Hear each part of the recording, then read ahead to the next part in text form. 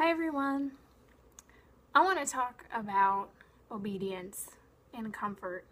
I know that doesn't sound super interesting, but hang with me for a second because I believe this is something that might change somebody's life, and I believe that it has already changed mine. So, what's the relationship between comfort and obedience? Well, it says in John 14:16, Jesus was talking to his disciples, and he said that he would pray to God that God would send a comforter that would be with them forever. But the verse right before that says, "If you love me, keep my commandments." So Jesus was so intentional. Why did he say, "If you love me, keep my commandments," and then right after that talk about praying to God that he would send a comforter? Well, if you've ever entered a season in your life where God began to speak to you about being obedient in a particular area, and you knew that there was a radical change that needed to happen, in that moment when you set out in obedience, what happened?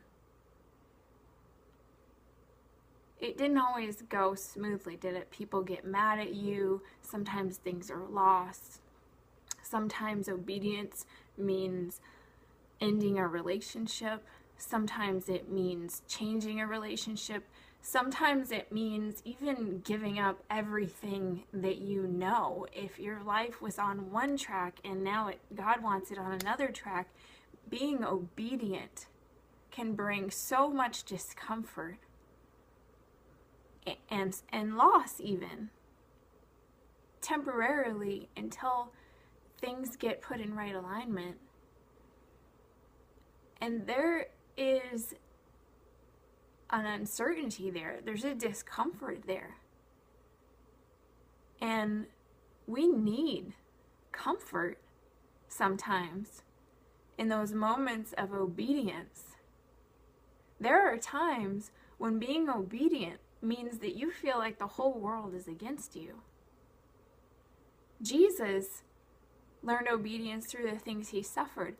How many times do you think Jesus was tempted to feel like the whole world didn't understand him or was against him, that even his friends were fair weather at times? Those moments of obedience sometimes are the moments when we need the greatest comfort. Sometimes the most uncomfortable moments in life are the obedient moments. And dear God, if we didn't have a comforter,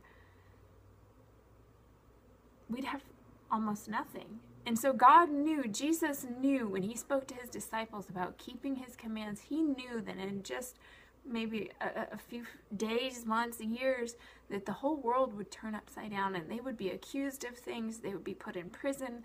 They would be attacked. They would be called names. People would tell lies about them. How much do you think they needed the comforter then? So what's the relationship between your obedience and the comforter? Is there something God is prompting you to do?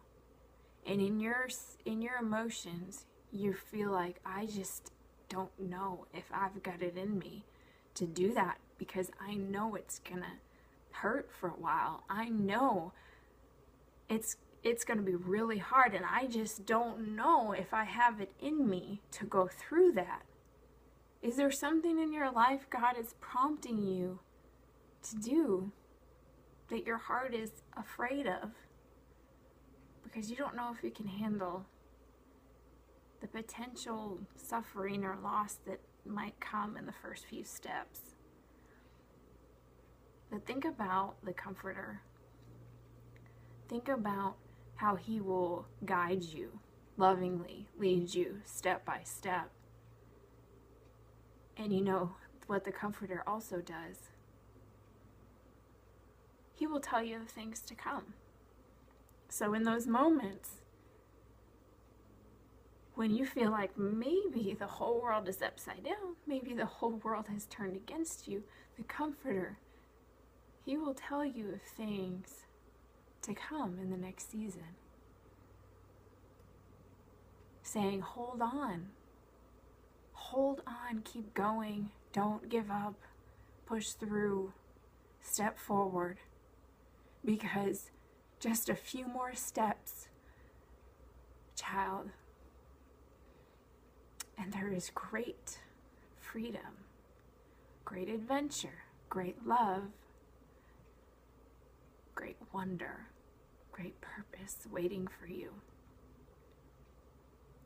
So be blessed, be obedient, go to the Comforter in those moments that are hard, and know that His plans for you are good, not to harm you, but for a hope and for a future. See you next time. Be blessed.